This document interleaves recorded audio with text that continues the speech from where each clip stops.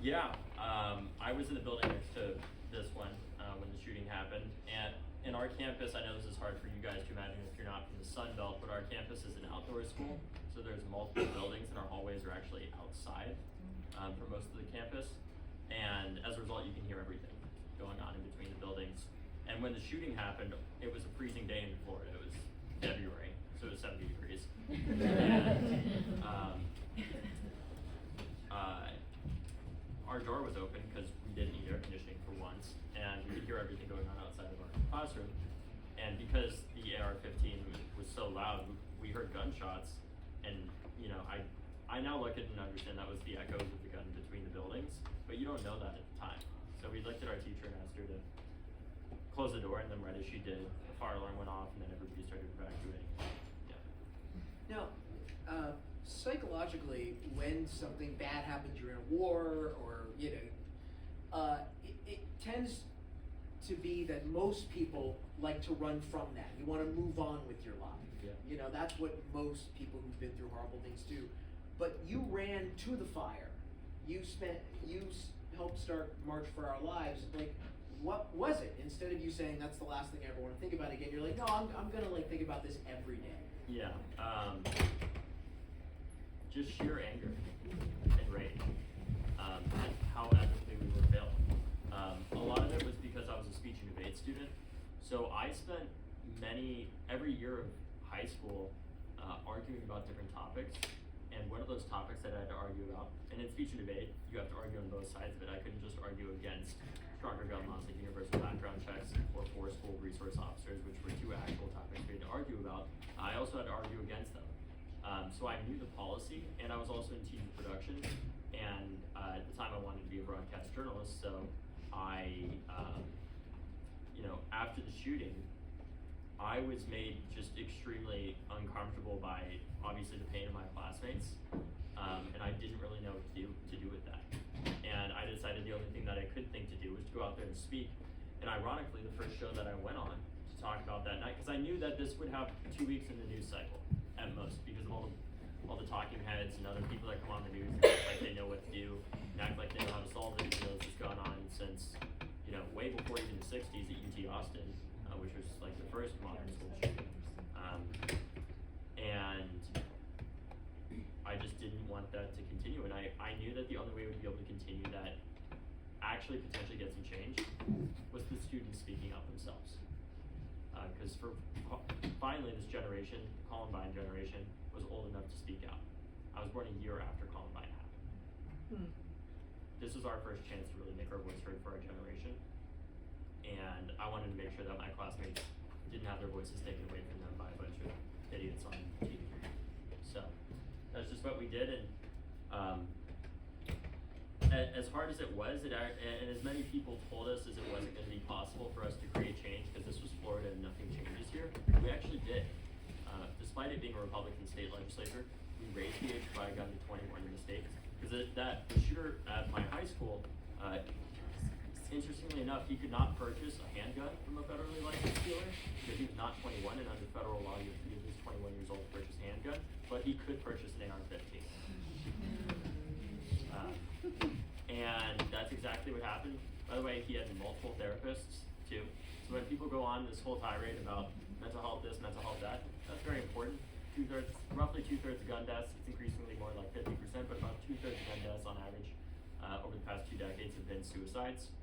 Mental health is extremely important, but I don't want us stigmatizing it more by acting like somebody who is drawing swastikas into things is just automatically mentally ill because he's a white supremacist. Hatred's not mental. Let's get that straight, right?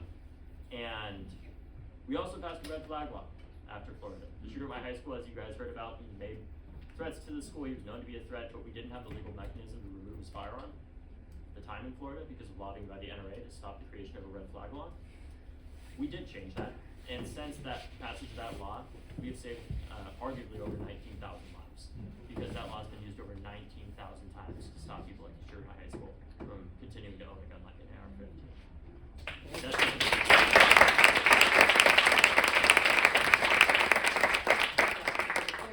We see the kids talking about we have made some noise. Yeah. And following on this, because we've talked talked before, and you've talked a lot about how, you are the first generation to grow up with the consequences of this, right? Because that's how things work. It takes a generation by surprise, and the next generation grows up and is like, oh no, this is normal. Yeah.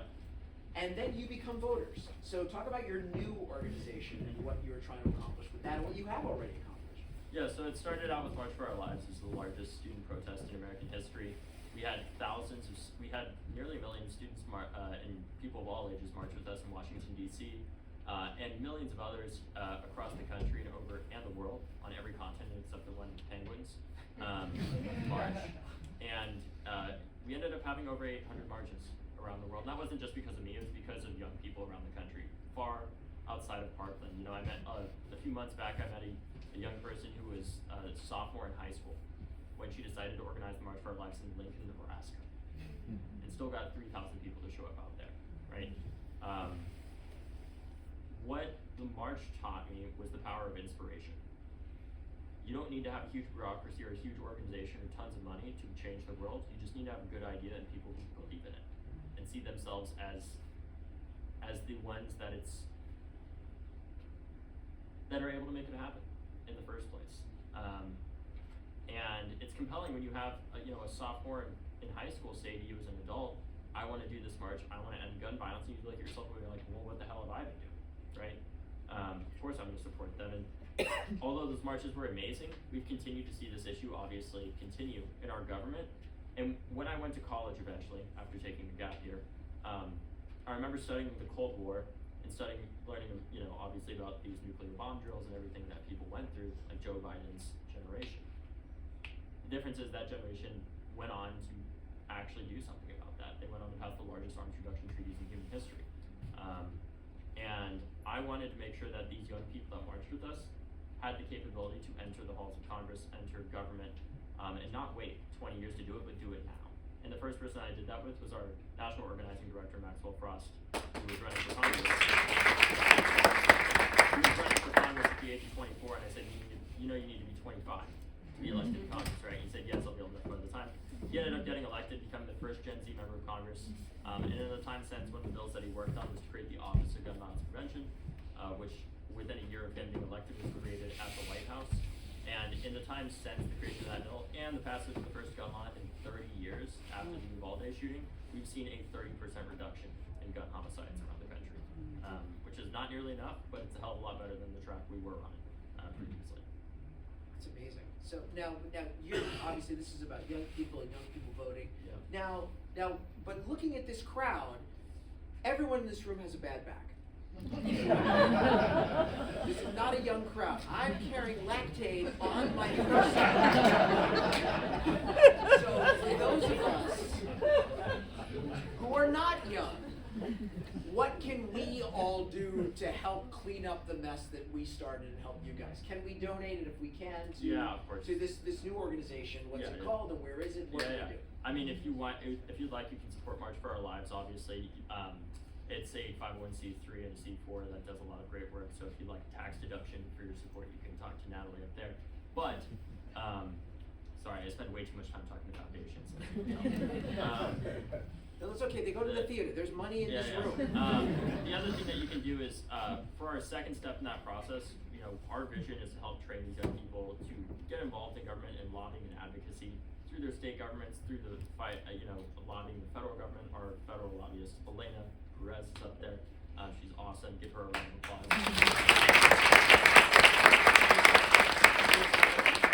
In the room, that's how you can identify her. Along with our judicial advocacy team as well, that does a lot of work to argue with the Supreme Court, writing amicus briefs. There's stories of students that have survived different instances of gun violence about, the impacts of these laws. And we've even done work around cases here in New York City, which I think was New Serpa v. Bruin and others. But the second step of that now is what I'm doing with Leaders We Deserve to help create more people like Maxwell Frost, replicating the model of how, frankly, conservatives took over our government starting in the 1970s. And now we're working to fund young people around the country. In last election, I know it was very hard. We did end up breaking the supermajority in North Carolina. Our candidate there was the one seat there that broke the supermajority, which is great.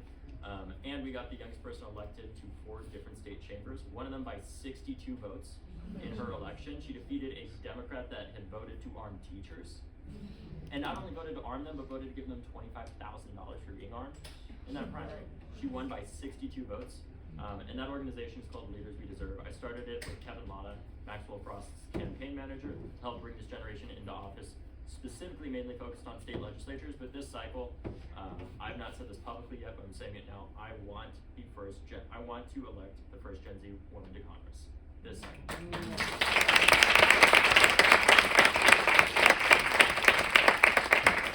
If you guys know any people under the age of 35, or I guess under the age of 30, that would still be Gen Z, that are interested in running, let me know. Leaders we deserve. It's called Leaders We Deserve. But all right, now on the subject of the election, I think there's a lot of people sort of shock and awe and pain. But what I hear a lot is people saying, "Oh wow, like this is really the country we've got." And I think that's one of the reasons we lose elections a lot is because we're always running for the country we want it to be instead of the country that it really is. Yeah. So okay, this is the country we got. Yeah. Right. Given who we are, who we really are as a nation, given the money and the culture and the fears, everything that we are, what do you think is actually doable when it comes to common sense gun legislation, both in the short term and when I say the long term, let's say in the next 20 years? What can we actually accomplish? Because we saw the debate in the play about we need to get rid of all guns, and the other kids like, we can't do that. So what can we do? Well, I mean, look, the reality is we have a model for this. It's not complicated and it's not perfect, but it is far more effective than what we have right now, which is copying what the state of Massachusetts has done around their gun laws. In the city of Boston proper, they had 18 homicides this year. 18. That's a lot. That's not great, but that's a hell of a lot less than most cities in America of similar size. They have the strongest gun laws in the country, and a gun death rate 70% lower than the rest of the country. You can still get a gun there. I was part of the shooting team when I was in college because I like talking to people who disagree with me the most. As you can imagine, I had some very fun conversations there. But you can still get a gun in Massachusetts. It's just a common sense process, right? You need a permit. You basically need, it's a similar process to getting a gun license as it is to get a car. You need training, you need license, and you also need to talk to the police about why you want to have this firearm in the first place. And there's basic, limitations on the number of rounds that can be in a magazine, right? What makes this AR-15 so deadly, in many ways, is just the number of rounds it's able to have, and how you're able to continuously fire them off as a semi-automatic rifle over and over and over and over and over.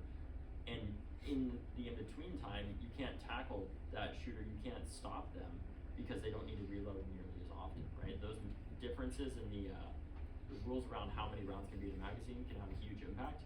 And the challenge that we have too right now is I live in DC. There have been I don't live in a good part of DC, to be clear. But within the past 6 months, there have been within basically 2,000 feet of my house, really 1,000 feet of my house, there have been 2 shootings. One of them was a drive-by with an AR-15. I wish I was making that up. And another was somebody who was killed in a gun homicide, literally a 3-minute walk from my door. Those guns are not coming from inside of DC. Those guns are coming from outside of DC because of our lack of federal gun laws. And that brings me to my second point of what we really need to do to address this, is we need to federalize Massachusetts state gun laws, and we also need to end the filibuster. And we also need, because the reality is, right now, I'll tell you, even if we had 60 Democrats in the Senate, we're not getting major gun control done. Because what they're going to say is the same thing that they said back the last time that we had that, which is, this is really important, but we need to protect these more moderate senators in North Dakota, South Dakota, elsewhere, to get to that 60 path. We cannot end this issue or address it substantially unless the Democratic Party gets a hell of a lot more courage, or we end the filibuster. And I think what's more likely is the need to end the filibuster, frankly. So it's almost, you're saying, it's an end round. Yeah.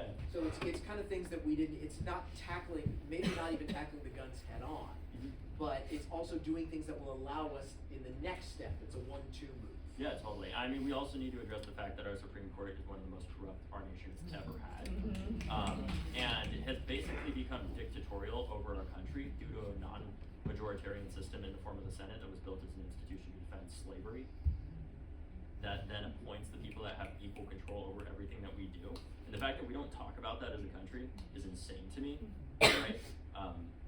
It shouldn't matter which state that you live in, everybody's vote should count the same, right? It shouldn't matter if you're in California or if you're in New York or if you're in Wyoming, right? We're all paying the same taxes, and we should have representation. That includes DC, by the way.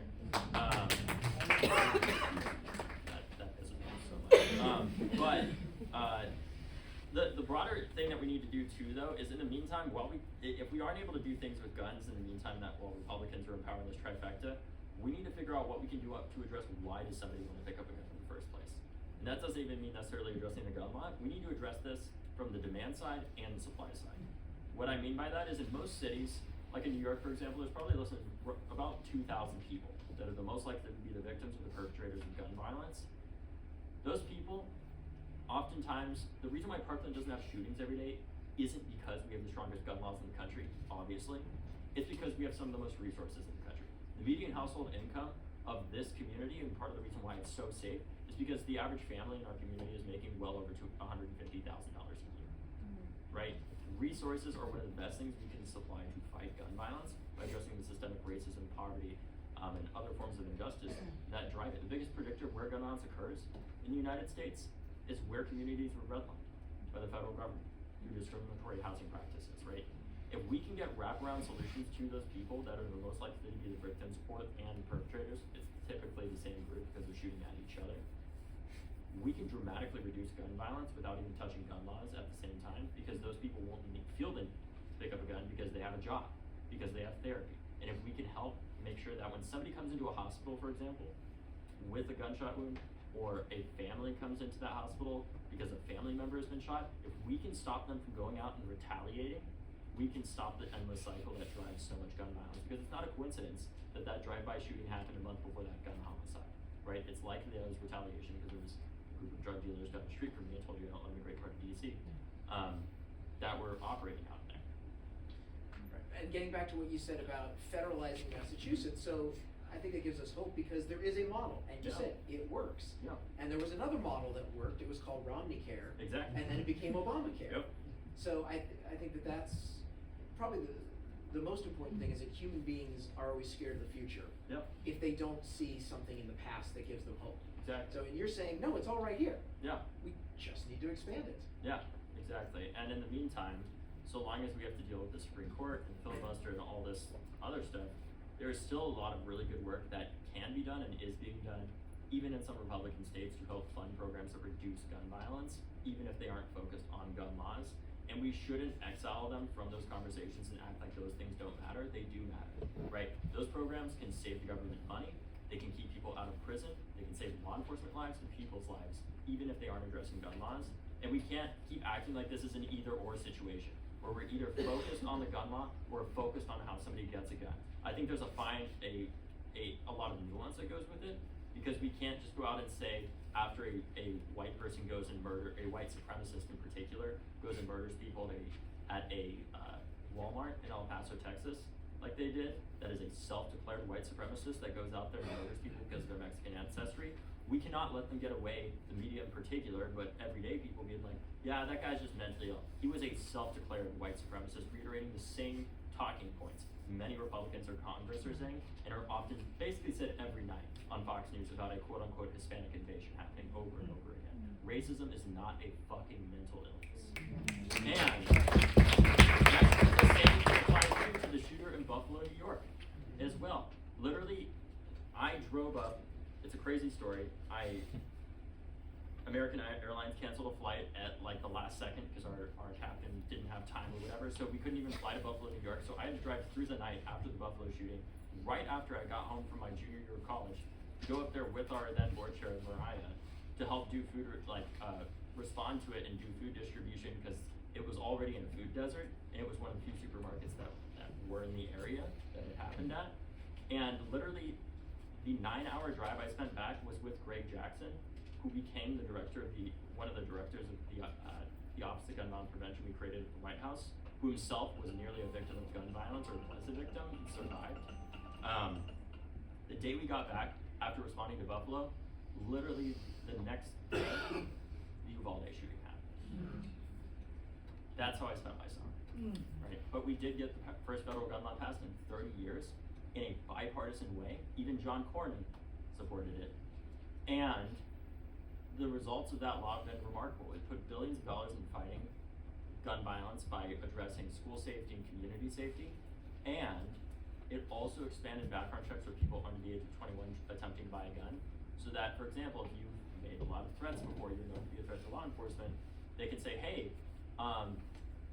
the federal government can say to local law enforcement, hey, you know this guy that's, here's this person, a 19-year-old trying to buy an AR-15. Is there anything we should know about him? Like maybe he's threatened to shoot up a high school multiple times and had the police called to his house over, 30 times.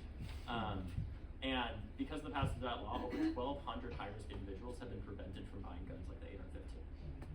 The problem with this is you're not going to hear about the shooting when it doesn't happen. That's one of the biggest challenges that our movement has, is you're not going to hear about people who didn't die because of that, because of the red flag law. And that's a lot of the work that we still have to do. It's a lot like what we saw in the play about the map of the hurricane. Yeah. You've got to know where the storm is going, so you can properly prepare for it. Exactly. So, all right, we don't have a lot of time, so with the time we've got left, I want to open to questions. So, yeah, bam. It's Annabelle Gurwitch, everybody. Oh, my God. For calling on me. David, I don't know if you can speak to this, but I read a rumor somewhere online about your being involved in the DNC. Is that anything you can speak about? It's just something that I'm considering. It's not running for DNC chair. I got some really interesting texts from people running for DNC chair that saw false headlines about me running for DNC chair, and they're like, "Are you running for chair?" I was like, "No."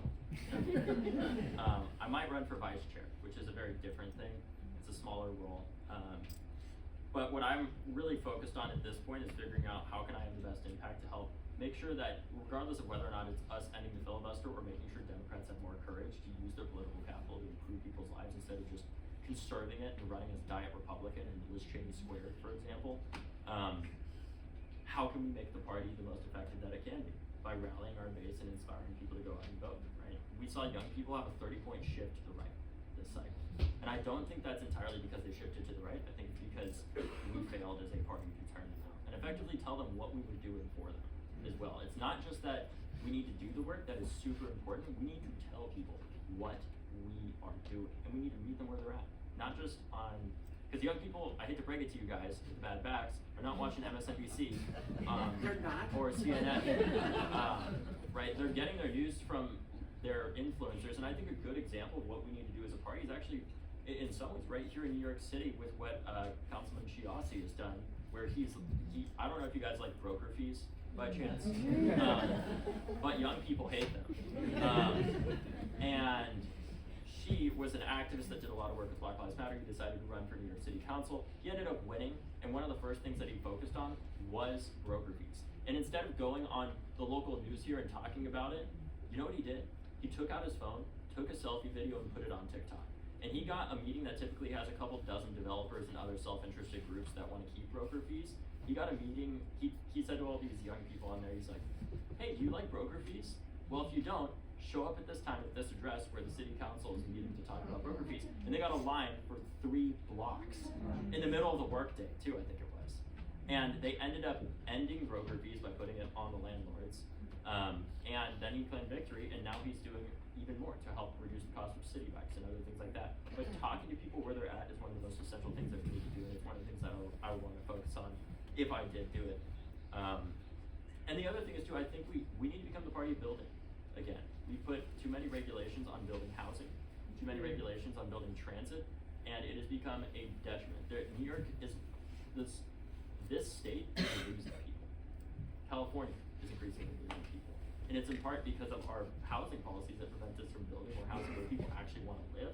People say a lot of the time, well, David, we have 15 million vacant homes in America. It's like, well, where are they? In America, right? Are they places that young people want to live?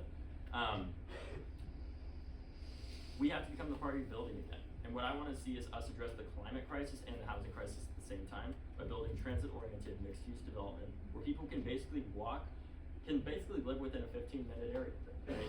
Where they can access their work, their gym, groceries, whatever they need, and they don't need to own a car, which is also bad in many ways, in my opinion, bad for our economy, because then you have less money to spend on the things that you want to, which could be anything. You know, imagine how much more avocado toast. I'm joking. But that's why I'm considering it. I haven't decided yet, because I'm also trying to figure out just what is the best way for me to impact that. And it might just be focusing on getting more great young people elected. It's not like I would have to choose between what I'm doing right now and that. It's not like a full-time role, but thanks for your question. Who else? Yes, not Hannibal Gurwitch. I'm just curious, have you seen in the last few years, has, not school curriculum, but has there been more school informational symposium, conferences, giving, like some of the fascinating facts and figures and debate we learned in this play? Has there been more of that kind of exposure on school campuses? In what way? Like, do they, it's gonna be hard to not be judgmental here in light of the election, you know, and schools banning things, but are there schools, is there a push, is there a national push to educate people more by having speakers at schools? Just getting information, as you were saying, communicating the message.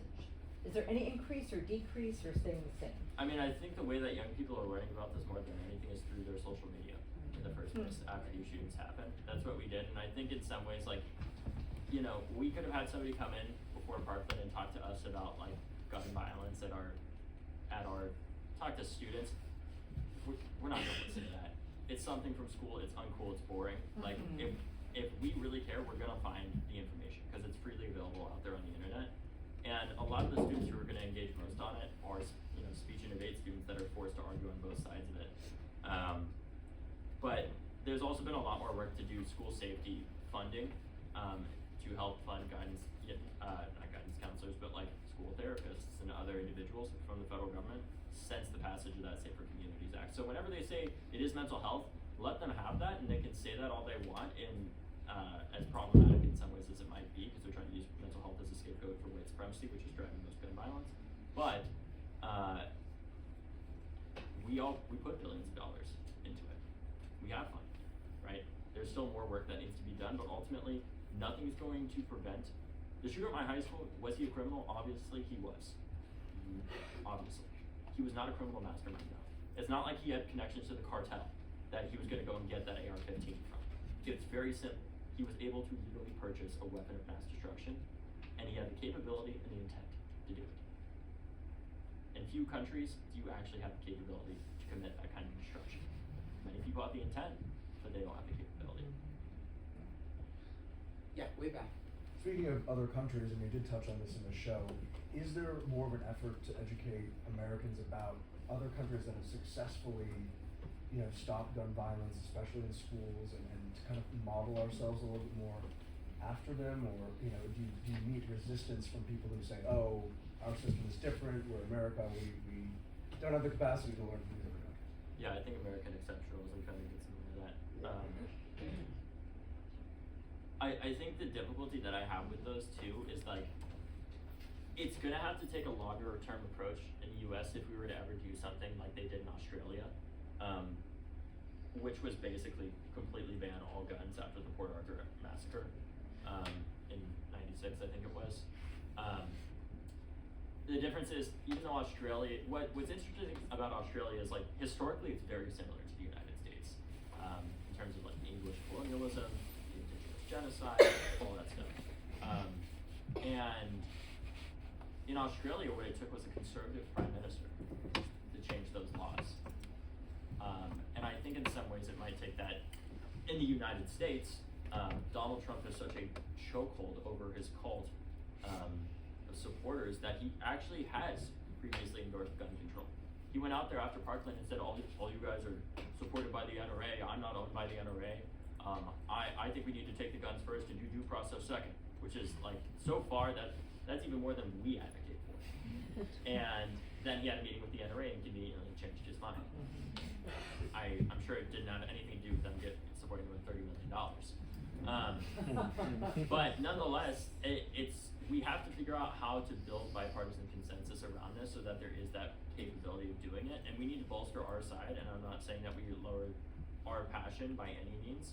It's to say that when we do have the opportunity to do something where Republicans, feel the pressure before an election like Uvalde, that we take them up on it and actually do something in the first place. And I'm glad that we did after Uvalde. I don't think it was nearly enough what we did, but it's still a hell of a lot better than what we did for the past 30 years, which was nothing, right?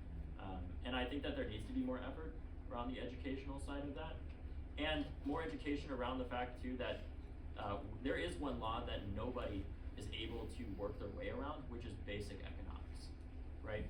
Ultimately, even criminals have to play by that. And if we dramatically, over time, reduce the number of, firearms in the United States that are just out in circulation, both registered and unregistered firearms, ultimately it's going to make the price of those firearms go up, and it's going to be a hell of a lot harder to get one of those guns. But that's a much longer term thing. Right, now, it's funny you said about the big monies, because one of my oldest buddies from 7th grade is here, and we were talking about when we were kids, we had great replica guns that were like wood and metal, and they were perfect replicas of real guns, and they were banned. Yeah. Literally because Hasbro didn't have the lobbying power of Remington. Lawn darts were banned. Right. There are certain weapons that were banned. Nunchucks. When we were kids, remember nunchucks? I think we made nunchucks, and our parents were like, you're gonna get, those are banned. Because the nunchuck industry didn't have the sheer money of the gun companies. Yeah, and what we're in right now is a vicious cycle where the more guns that we sell in a severely underregulated system, the more irresponsible people are going to get them. And then we see instances like happen in Parkland as a result of that, which then they use to weaponize through people like Alex Jones and others to say, oh my God, they're coming to take your guns, go and buy your guns now. And then they fearmonger about that, selling our guns, which then results in some of these severely, hateful and just awful people getting more of these firearms and using them to go and do things like happened in El Paso, like I mentioned, or happened in Buffalo, New York, which then just repeats the cycle. And what's even crazier is the very xenophobia that they're drumming up, that's being driven by the immigration crisis, is caused in a major way, a major factor in it is firearms from the United States. 90% of guns recovered in Mexico that are used by the cartel come from the United States. I don't know if you guys have ever made the unfortunate decision to drive across the US-Mexico border into Mexico, but I did it in the past, and they don't stop you. They don't even check for your passport. At least in Tijuana, they don't check for your passport. They don't check for anything. I do not recommend doing this, by the way. And easily, I could have had 20 AR-15s in my trunk. It wouldn't have been legal, obviously, but nobody would have stopped me. And that's how this happens. Our loose gun laws are fueling the immigration crisis, which then fuels this hatred, which then enables, more people, inspires more people to go out and murder other people. And it's just a vicious cycle where we're destabilizing other governments from the leakage of our own firearms supply into those countries, which then creates more refugees. And the answer to the immigration crisis that we have, more than anything besides fixing it, is if we don't want people coming to our border and seeking asylum, we should stop making fucking refugees in the first place, right? We also need to go back and look at the decades that the U.S. intervened across Central and South America through multiple CIA coups that I studied in college. So if you want to talk about that, feel free. But all of this destabilization that we did there, that then drove the immigration crisis further and further and further to the point that, we're living in the world that we have today. I think we have time for one more question. One more? Yeah. One of the frustrating things is when there is constant gun law regulation, or something passed and the Supreme Court knocks it down. Have you ever thought about maybe a 30 or 50-year plan to amend or repeal the Second Amendment? Obviously not possible right now, but is that ever something you've thought about? Mm-hmm. We don't even need to repeal it. We just need to actually interpret it in a way that it was originally intended in the first place. And what I mean by that, to be clear, is a well-regulated militia does not mean in the way that many liberals traditionally talk about it on Twitter, where it's like, well, this means that there's strong gun laws. That is not what it means. In the most conservative sense, the most originalistic interpretation, it means that you're well-trained to have that firearm. Because, unsurprisingly, after a ragtag group of patriots with muskets fought off the British Empire, Washington thought to himself, guys, maybe we should be trained, right? Because they were fearful of having a standing army, and the Second Amendment was kind of the stopgap to that so that they could have more people that were trained to do that without the potential tyranny. Washington wanted the standing army, but that's a whole other conversation.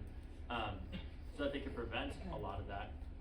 And what we need to do is acknowledge, we need to educate Americans on the fact that the history that we've been taught about the Second Amendment is bullshit. And that includes the history that the NRA created and wrote for decades through essay writing contests at law schools in collaboration with groups like the Federalist Society, one of the most fucking evil organizations in this country. If there is one cause, if I was writing a book about the fall of American democracy, I think one of the first things that I would write about is the Federalist Society. That is a massive conspiracy that has taken over our government and is deeply problematic and not talked about. It is far greater a threat than Donald Trump because it is what enables Donald Trump. We have to look back at all of the jurisprudence that was created by the NRA in bullshit revisionist history of what the Second Amendment was about, and actually educate people of what it actually was about, because it was not forever an individual amendment by any means, right? It was about a collective right of the people to have these firearms and make sure that they were trained if they had them. Effectively, if we had what they originally intended with the Second Amendment today, every guy in this room that's between 18 and 45 years old would be required to own an M16, but you would be either supplied it by the government or you'd have to purchase it yourself. And the federal government could come in at any time and without a search warrant make sure that you had that firearm. We also wouldn't have a standing army.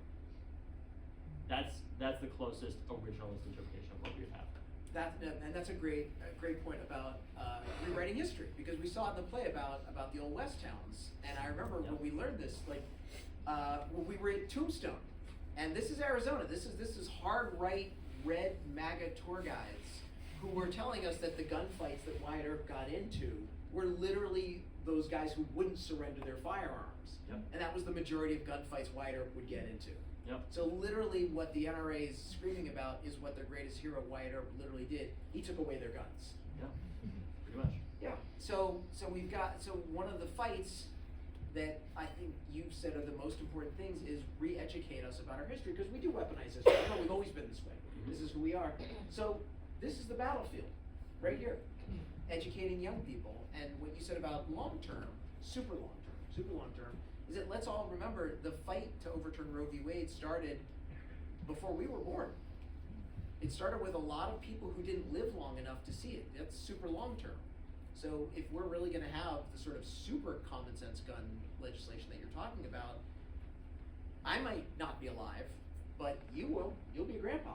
And that's why we're doing that with Leaders We Deserve. It's a long-term plan to basically reverse engineer our conservatives to over our government to help do things like exactly like you talked about by, taking this generation and getting them elected now.